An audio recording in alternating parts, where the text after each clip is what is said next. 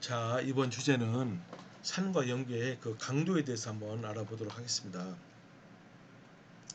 강도, 그러니까 강하냐 약하냐 그죠, 그죠?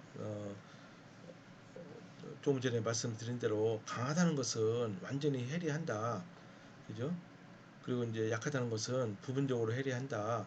그러니까 이제 완전히 해리하면 어떻게 됐어요? 그러니까 프로톤을 내놓거나 하이드록사이드 이온을 다 내놓는다.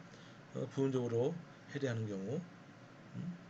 그러니까 부분적으로 프로톤과 을 내놓거나 프로톤을 받아들이거나, 그죠? 하이드록사이드 이온을 내놓거나 받아들이거나 이제 그런 겁니다. 근데 이제 강하다 약하다는 아주 클리어 컷하게 딱 경계선이 주어져 있지는 않습니다. 그러니까 경험상 여러분들이 이제 알아야 되는데 사실은 명확합니다. 잘 보세요. 그러니까 이제 산과 연기는요 무진장 많아요. 여러분들이 유기 합성을 통해서 얼마든지 만들어낼 수 있습니다. 그러니까 이것을 다 외우는 것은 불가능하고요. 하나 요령이 있습니다. 무슨 얘기냐? 강산과 강연기는 그렇게 많지가 않아요. 그러니까 여러분들이 강산과 강연기 몇 종류만 알고 있으면요, 나머지는 전부 다 약산이라고 보면 됩니다. 강산, 한번 대표적인 강산 예를 들어보겠습니다. 염산 있죠, 하이드로클로릭 애시드. 그리고 이거는 브롬산, 하이드로브로믹 애시드. 여러분 산을 명명할 때는 반드시 앞에 하이드로를 붙여야 돼요. 이거는 하이드로 아이오딕 애시드. 이것만은 저 예외죠. 이거는 이제 저 명명표에 따른 거고, 이거는 그냥 설퓨릭 애시드라고 합니다. 이거는 이렇게 설페이트가 있으면 H2SO4, 이거는 나이트릭 애시드, 이거는 퍼클로릭 애시드 이렇게 이제 붙이는 겁니다. 이것이 이제 대표적인 강산이에요. 나머지는 전부 다 약하다고 보시면 됩니다. 반면에 강연기도 몇 종류가 안 돼요. 리튬 하이드록사이드, 소디움 하이드록사이드, 포타슘 하이드록사이드, 루비디움 하이드록사이드, 세슘 하이드록사이드. 이게 한 가지 중요한 겁니다. 이게 뭡니까? 이게 암모늄 요겁니다. 여기 이 부분을 보시면은 이게 이제 질소에 4개의 저게 붙었죠. 이 알키리가 붙었죠. 이거 보고 포트놀이 암모늄 하이드록사이드 이렇게 합니다. 이건 요 정도만 알고 있으면 돼요. 이것도 전부 다 강염기입니다. 그죠? 이거 보시면은 예를 들어 요 얘가 하나 여기 있잖아요. 그죠? 이렇게 알키리가 이렇게 있어요. 근데 이제 여기 강산 중에 여기 언급 안 한 것 중에 매우 중요한 강산이 하나 있어요. 설포닉 애시드가 있어요. 그죠? 그러니까 여기에 제가 쓰기가 좀 곤란한데요. 어, R, SO3H라는 그런 물질이 있습니다. 그거는 나오는 대로 제가 말씀드리도록 하겠습니다. 그 설포닉 애시드도요 상당히 강산입니다. 어쨌든 강산이나 강연기는 종류가 그렇게 많지 않다. 나머지 전부 다 약산이나 약염기다 이렇게 합니다. 근데 이제 한 가지 이제 알칼라인 어스 메탈이 있잖아요. 이렇게 이런 게 있어요. MOH2. 근데 여기 M은 마그네슘부터 칼슘, 스트론튬, 바륨 이렇게 있는데 이것은 그렇게 강산은 아니에요, 사실은요. 그죠? 근데 이것이 이제 물에 녹아서 이렇게 완전히 이런 식으로 금속 이온이 나오고 하이드록사이드 이온이 나올 수도 있고, 또 여기는 금속 이온이 또 하이드록사이드 이온과 결합해서 이렇게 반응이 이루어질 수 있습니다. 그죠? 어 근데 이제 이게 이제 알칼라인 어스 여기 설명을 보시면요, 알칼라인 어스 메탈은 그러면 강산이냐, 아니 강염기냐, 약염기냐 이렇게 이제 우리가 생각할 때 잘 보십시오. 예를 들어서 마그네슘 같은 경우는 로그 K1이 2.58이죠. 그럼 K1은 얼마입니까? 10의 2.58승이죠. 그러니까 100하고 1000 사이에 있습니다. 그러니까 아주 강염기라고 볼 수는 없지만은 대체적으로 강염기로 친다. 이렇게 여기 나와 있어요. 근데 한 가지 여러분 여기 반드시 여러분 알아야 될 것이 있는데요. 어, 알칼라인 어스 메탈 하이드록사이드, 그러니까 마그네슘 하이드록사이드는 강염기라 할지라도, 그죠? K1이 그래도 꽤 크니까 다른 거에 비해서는. 그런데 이게 물에 녹았다고 해서 이 물이 강한 무슨 염기성을 띠느냐, 안 그래요. 왜냐, 이 솔루빌리티 자체가 워낙 작습니다. 그래서 워낙 잘 안 녹아요. 그죠? 근데 녹은 거는 완전히 해리를 해서 하이드록사이드 이온이 많이 나오기 때문에 강 염기로 치는 거지. 일단 이저 마그네슘 하이드록사이드나 다른 하이드록사이드는 자체가 잘 녹진 않습니다. 안 녹아요, 잘. 그죠? 그러니까 이제 해리는 잘하지만은 일단 녹으면은 해리는 잘하지만은 잘 녹지 않기 때문에 실제로 이게 아무리 물에 들어가도 실제로 영향은 잘 안 미칩니다. 자, 그 다음에 이제 한번 위크 애시드와 베이스에 대해서 한번 살펴보도록 합니다. 위크하다는 건 뭐냐? 참, 여기 한 가지. 여러분, 강산이나 강연기의 평상수값은 얼마죠? 여기 보시니까 뭐 메탈 하이드록사이드는 K1 값이 10의 2.58승이다. 뭐 그렇게 할 수 있는데 나머지는 어때요, 여러분? 여기 있는 거. 이것은 평형이 이거는 워낙 해리를 잘하기 때문에 이 평형상수는 거의 무한대라고 일단 보면 됩니다. 그죠? 물론 무한대는 아닙니다. 절대로 무한대는 아닌데 그렇게 보고 문제를 풀어야 되는 거예요, 앞으로. 왜냐? 여기 보시면 예를 들어 염산이 해리한다. 그럼 뭐 분모는 뭐가 되어 있어요? 해리 안 한 상태의 염산의 농도가 되죠. 그거는 거의 제로죠, 제로. 그러니까 이제 강산이나 강염기의 그 이퀄리브럼 컨스탄트 K 값은 그냥 거의 무한대다. 매우 크다. 일단 그렇게 알고 들어가면 됩니다. 반면에 약산이나 약염기의 해리 상수 K 값은 굉장히 작아요. 1보다 매우 작습니다. 그러니까 여기 보면 해리를 잘 안 한 거예요.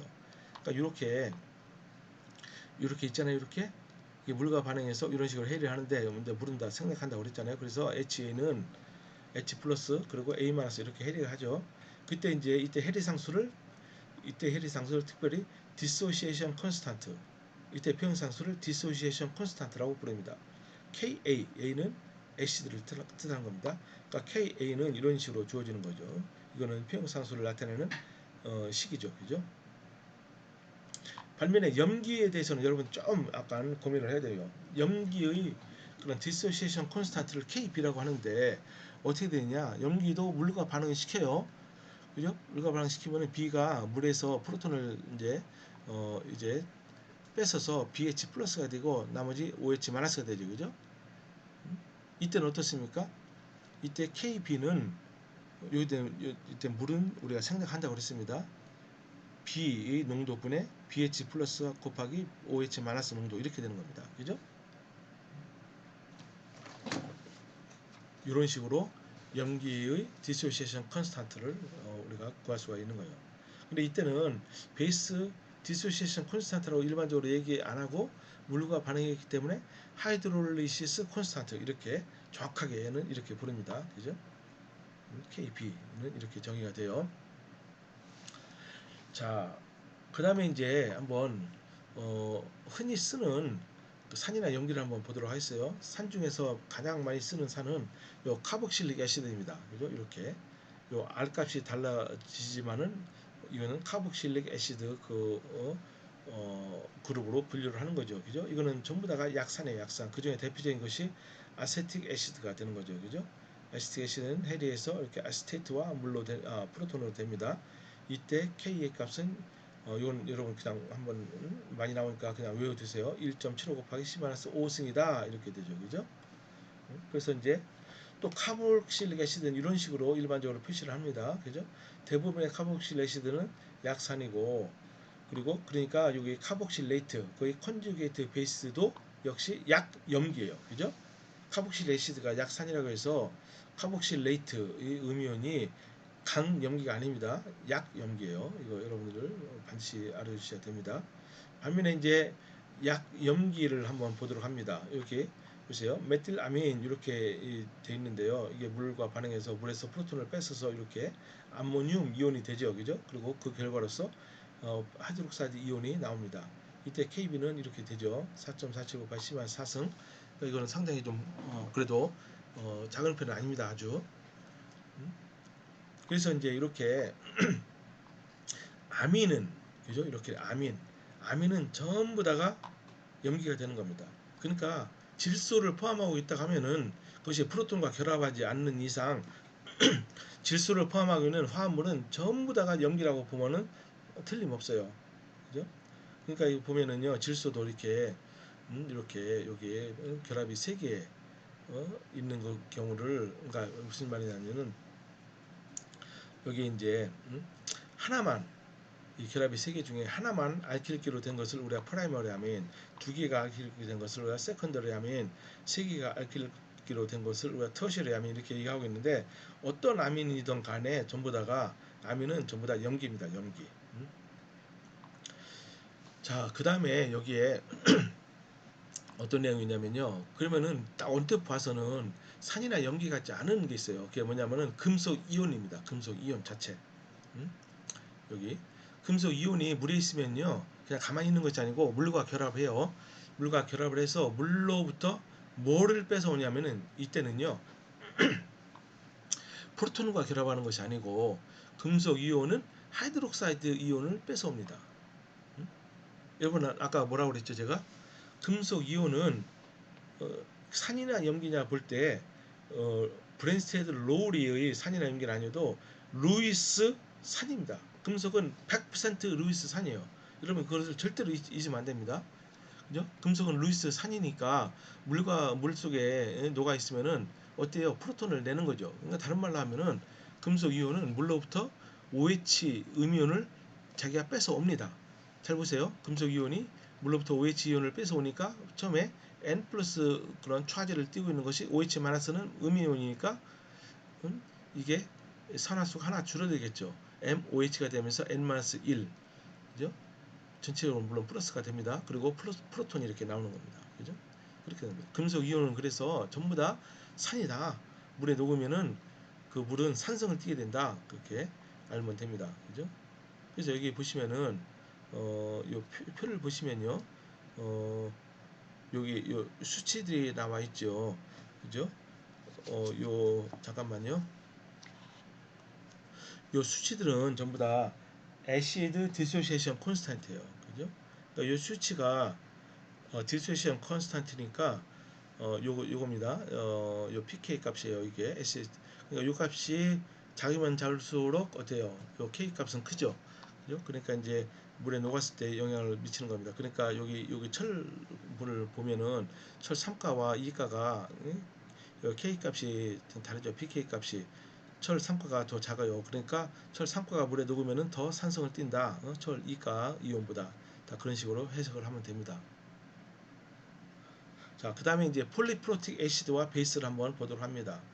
폴리니까 많다는 뜻이죠. 그러니까 분자는 하나에 이게 프로톤이 폴리프로틱 애시드는 프로톤을 하나가 아니고 두 개, 세 개, 네 개, 다섯 개, 여섯 개 그렇게 낼 수 있다. 그죠?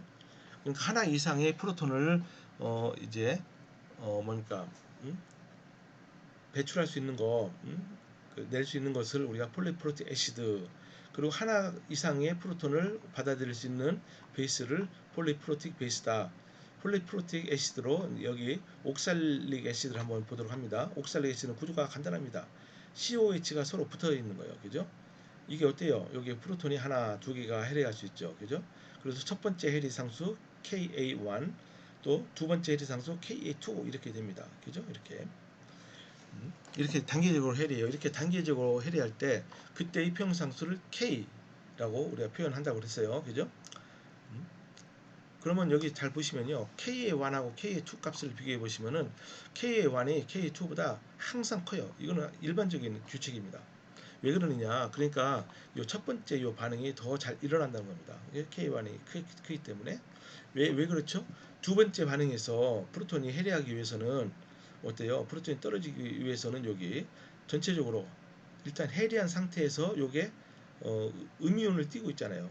그죠? 근데 프로톤은 양이온이잖아요. 그죠? 그래서 음이온에서 양이온을 끝에 내는 것이 쉽지가 않죠. 그러니까 K 값은 이게 K1이 K2보다 더 크고 K2는 K3보다 큽니다. 이게 일반적인 규칙입니다. 나중에 여러분 보시면은 다 자세히 알 수 있을 겁니다. 또 이제 더 매우 일반적인 폴리프로틱 애시드로 포스포릭 애시드를 한번 보도록 합니다. 이렇게 이거는 이제 이거는 베이스의 그런 관점에서 이게 본 겁니다. 여기는 폴리프로틱 애시드의 대표로서 옥살릭 애시드를 본 거고요. 여기서 보시면은 옥살레이트는 어때요? 이것은 프로톤을 반응해서 프로톤과 반응해서 모노하이드로젠 옥살레이트가 될 수가 있죠. 그죠? 또 모노하이드로젠 옥살레이트는 프로톤과 반응해서 옥살릭 애시드가 될 수 있죠. 그러니까 무슨 얘기입니까? 옥살릭 애시드는 산이고 옥살레이트는 염기인데 모노하이드로젠 옥살레이트는 프로톤을 받을 수도 있고 내놓을 수도 있으니까 이거는 산이나 염기, 그죠? 뭐가 될지 모르는 거죠, 그죠? 그때는 계산을 해봐야 됩니다. 어, 마찬가지로 포스페이트 자체는 PO4 마이너스 그 이온은요, 이거는 프로톤을 받기만 하니까 이것은 완전히 염기가 됩니다. 그죠? 이때 우리가 KB1 값을 구할 수 있어요. 이렇게 나오죠. 또 이제 모노하이드로젠 포스페이트가 이때는 물론 염기 관점에서만 보는 겁니다. 이것이 물과 반응해서 프로톤을 이제 빼고 하이드록사이드 이온을 만들어내니까 이것도 염기죠. 그때 KB2 값이 이렇죠. 그죠? 또 마찬가지로 여기 다이하이드로젠 포스페이트가 물에서 프로톤을 가져와서 하이드록사이드 이온을 생성합니다. 이때 KB3죠. 이때 역시 KB1이 KB2보다 크고 KB2는 KB3보다 커요. 왜 그러죠? KB1 여기서 모노하이드로젠 포스페이트에서 이게 이제 프로톤을 가져오기 위해서는 어때요? 여기서 가져오고 이것이 이제 하이드록사이드 이온을 낸단 말이죠. 그죠? 그게 쉽지가 않다 이겁니다. 왜 쉽지 않죠? 이것은 첫 번째는 음이온이 3개에서 3개니까 프로톤을 가져오는 것은 쉬워요. 그렇지만 이것은 음이온이 2개니까 요 포스페이트보다는 어렵다 이겁니다. 그죠? 그리고 이것은 다이하이드로젠 포스페이트에서 프로톤을 가져오는 것은 여기 음이온이 하나이기 때문에 더 어렵죠. 그러니까 이것도 일반적으로 이게 점점 밑으로 내려갈수록 KB 값은 점점 작아집니다. 자, 대표적으로 카보닉 애시드가 나와 있어요. 이게 왜 이게 중요하냐? 카보닉 애시드는 H2CO3라고 이렇게 표시 쓸 수가 있는데 이것은 이산화탄소가 물에 녹아서 생성되는 산이다 이겁니다. 그죠? 근데 여기서 여러분요 한 가지 반드시 알아야 될 것이 잘 보세요. 이산화탄소가 물에 가스 상태에 녹으면은 이게 물로 되죠. aqueous 이산화탄소가 되죠. 근데 aqueous 이산화탄소는 어떻습니까? 물과 반응해서 카보닉 애시드가 되죠. 이때 표현상수를 우리가 이렇게 구할 수가 있어요. 이 식을 통해서 이게 0.002가 됩니다. 근데 실제로 말이죠. 이렇게 카보닉 애시드 이 형태로 존재는 거의 못해요. 거의 못합니다. 그죠? 그러니까 이거는 무시하고 그냥 CO2가 물에 녹았다. 그죠? 그렇게 생각하면 됩니다. 그러니까 H2CO3라고 그러니까 일단 이렇게 쓰는 것 자체도 사실은요 아주 정확한 건 아닙니다. 근데 CO2가 물과 결합해 있는 상태다. 어쨌든 이런 상태를 가정하면은 이것이 요 H2CO3가 물에 녹아서 바이카보네이트가 되고 다시 해리해서 카보네이트가 됩니다. 이때 KA1과 KA2가 이렇게 주어지죠. 그죠? 그럼 이거는 그냥 한번 참고로 알아두시기 바랍니다. 한 가지 꼭 알 것은 요 카보닉 애시드 이런 식으로 실제로는 존재하지 않는다. 그겁니다. 그래서 어떻게 쓰냐면요. 일반적으로 그냥 CO2 하고 옆에다가 H2O 되게 그렇게 써요. 어, 그래서 요 카보닉 애시드에 이렇게 어, 이 K가 왜 이렇게 하나가 더 첨가가 되는지 잘 모르겠습니다. 어쨌든 카보닉 애시드의 KA1은 이런 값을 갖고요. 또 바이카보네이트 KA2는 이런 식으로 이 값을 갖죠. 그죠? 그러니까 말씀드린 대로 이 해리를 하면 할수록 K 값은 더 작아진다. 알 수 있고요. 아세틱 애시드 마찬가지입니다.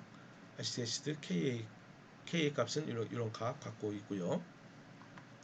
그리고 사이노아시틱 애시드 이거는 또 구조가 다르지만 어쨌든 이것도 산이니까 K 값이 이렇게 이걸 갖습니다.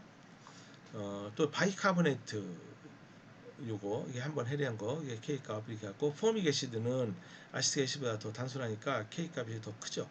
약간 더 큽니다. 또 이렇게 리콜릭 애시드는 또 이렇게 이런 값을 갖고 있습니다. 이런 화면 이걸 보시면 돼요.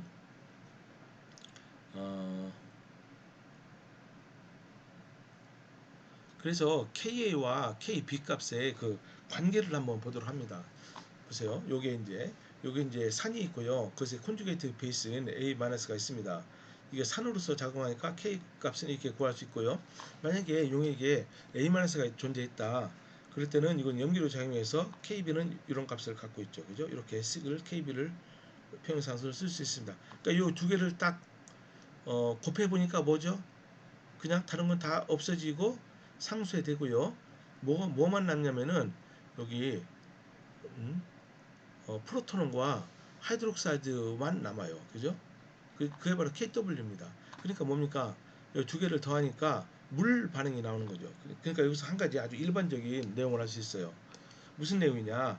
어떤 산이 있어요. 그리고 그것에 해당하는 컨주게이트 베이스 반응이 있습니다. 그 두 개를 반응시키면은 물이 해리 반응밖에 안 돼요. 그죠? 그 각 반응에 대한 회영산수를 곱하면은 물이 해리상수인 KW가 나오는 겁니다. 그죠? 그러니까 이렇게 이해할 수 있죠. 어떤 산의 Ka와 그것의 컨주게이트 베이스인 회영산수 KB를 곱하면은 물의 해리상수인 KW가 된다. 그죠? 이런 아주 간단한 식을 알 수 있습니다.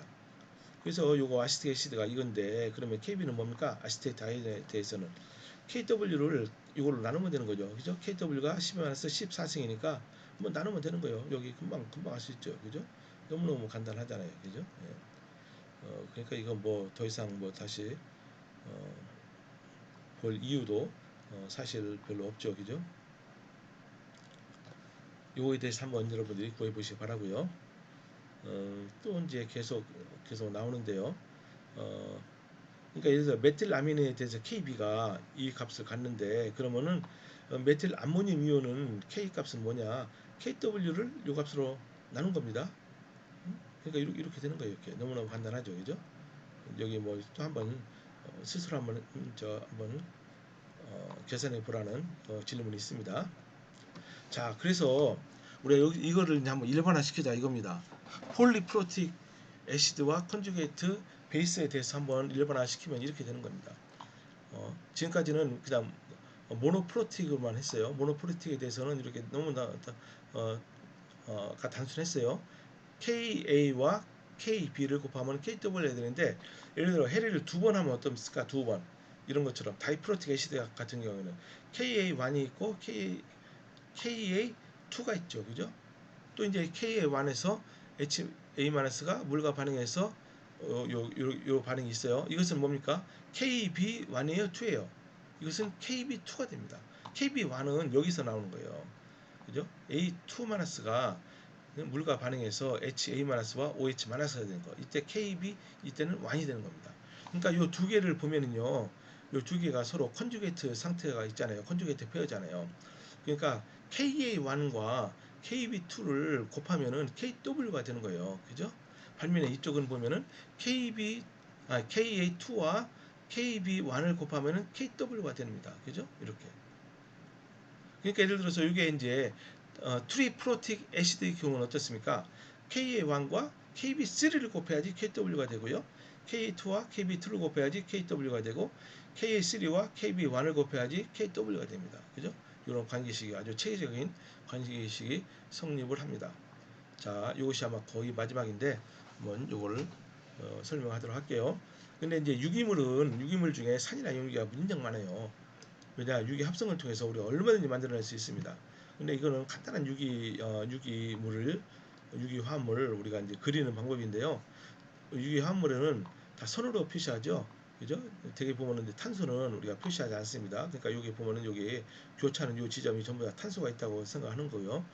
어, 그렇게 되는 겁니다. 그리고 이제 여기 결합을 표시할 때 이렇게 그냥 직선으로 표시하면 이것은 평면 중에 놓여 있다는 거고, 이렇게 쐐기 모양인데요. 이게 점선 쐐기 모양은 이것은 결합이 요 평면 뒤, 그죠?